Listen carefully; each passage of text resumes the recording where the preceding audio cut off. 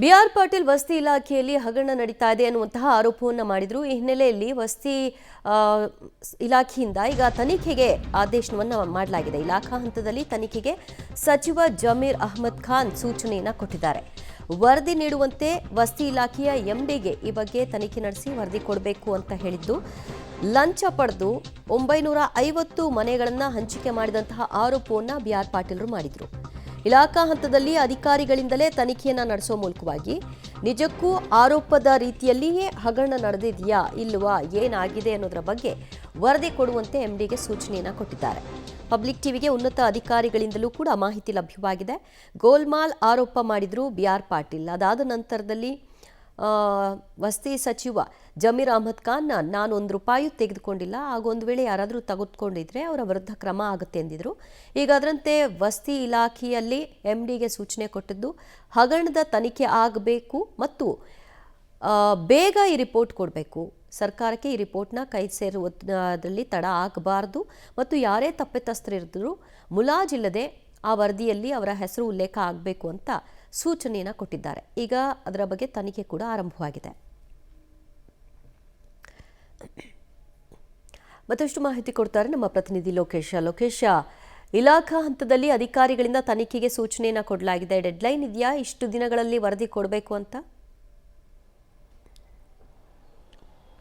Divya, deadline ಏನು ಕೊಟ್ಟಿಲ್ಲ, ಆದರೆ ಬೇಗನೆ ರಿಪೋರ್ಟನ್ನು ಕೊಡಿ ಅಂತ ಹೇಳಿ ಸಚಿವರು ಈಗಾಗಲೇ MD ಅವರಿಗೆ ಸೂಚನೆಯನ್ನು ಕೊಟ್ಟಿರುವಂಥದ್ದು.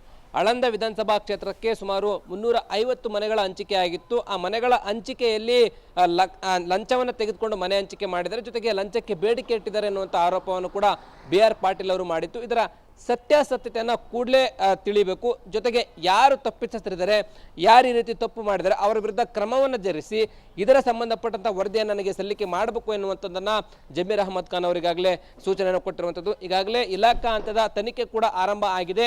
ಆ ಕ್ಷೇತ್ರಕ್ಕೆ ಸಂಬಂಧಪಟ್ಟಂತೆ ಮನೆಗಳ ಹಂಚಿಕೆ ಯಾವಾಗ ಮನೆಗಳ ಹಂಚಿಕೆ ಆಗಿತ್ತು, ಆ ಮನೆಗಳ ಹಂಚಿಕೆಯನ್ನು ಮಾಡಬೇಕಾದ್ರೆ ಕೋಆರ್ಡಿನೇಷನ್ ಮಾಡಿದಂಥ ಅಧಿಕಾರಿಗಳು ಯಾರು, ಜೊತೆಗೆ ಅದರಲ್ಲಿ ಮಧ್ಯವರ್ತಿಗಳು ಯಾರಾದರೂ ಇದ್ರ, ಮಧ್ಯವರ್ತಿಗಳ ಪಾತ್ರ ಇದ್ದು ಆ ಲಂಚಕ್ಕೆ ಬೇಡಿಕೆ ಇಟ್ಟಂಥವ್ರು ಯಾರು, ಈ ಮನೆ ಫಲಾನುಭವಿಗಳು ಲಂಚವನ್ನು ಕೊಟ್ಟಿದ್ದಾರಾ, ಈ ರೀತಿಯಾದಂಥ ಹಲವು ಆಯಾಮಗಳಲ್ಲಿ ತನಿಖೆಯನ್ನು ಮಾಡಿ ವರದಿಯನ್ನು ಸಿದ್ಧಪಡಲಿಕ್ಕೆ ಈಗ ಮುಂದಾಗ್ತಾ ಇರುವಂಥದ್ದು. ಪ್ರತಿ ಮನೆಗೂ ಕೂಡ ಮನೆ ಹಂಚಿಕೆಯಲ್ಲೂ ಕೂಡ ಲಂಚ ಪಡೆದಿದ್ದಾರೆ, ಲಂಚಕ್ಕೆ ಬೇಡಿಕೆ ಇಟ್ಟಿದ್ದಾರೆ ಅನ್ನುವಂಥ ಆರೋಪ ಎದುರಾಗಿರೋ ಹಿನ್ನೆಲೆಯಲ್ಲಿ ಸರ್ಕಾರಕ್ಕೆ ಮುಜುಗರ ಆಗಿದೆ, ವಸತಿ ಇಲಾಖೆಗೆ ಕೂಡ ಮುಜುಗರ ಆಗಿರುವಂಥದ್ದು. ಶೀಘ್ರದಲ್ಲೇ ತನಿಖೆಯನ್ನು ಮಾಡಿ ಕೂಡಲೇ ವರದಿಯನ್ನು ಸಲ್ಲಿಕೆ ಮಾಡಲಿಕ್ಕೆ ಈಗ ಸೂಚನೆಯನ್ನು ಕೊಟ್ಟಿರುವಂಥದ್ದು. ಇಲಾಖಾ ಹಂತದ ಈಗಾಗಲೇ ತನಿಖೆ ಶುರುವಾಗಿದೆ. ಇನ್ನೊಂದು 10-15 ದಿನದಲ್ಲಿ ತನಿಖೆಯನ್ನು ಮುಗಿಸಿ ರಿಪೋರ್ಟ್ ಸರ್ಕಾರಕ್ಕೆ ಸಲ್ಲಿಕೆ ಮಾಡುವ ಸಾಧ್ಯತೆ ಇರುವಂಥದ್ದು. ದಿವ್ಯಾ, ಥ್ಯಾಂಕ್ ಯು ಲೋಕೇಶ್ ನಿಮ್ಮೆಲ್ಲ ಮಾಹಿತಿಗೆ. ಬಿಆರ್ ಪಾಟೀಲ್ ಗೋಲ್ಮಾಲ್ ಆರೋಪದ ನಂತರದಲ್ಲಿ ಈಗ ಇಲಾಖೆ ಗಮನ ಸೆಳೀತಾ ಇದೆ.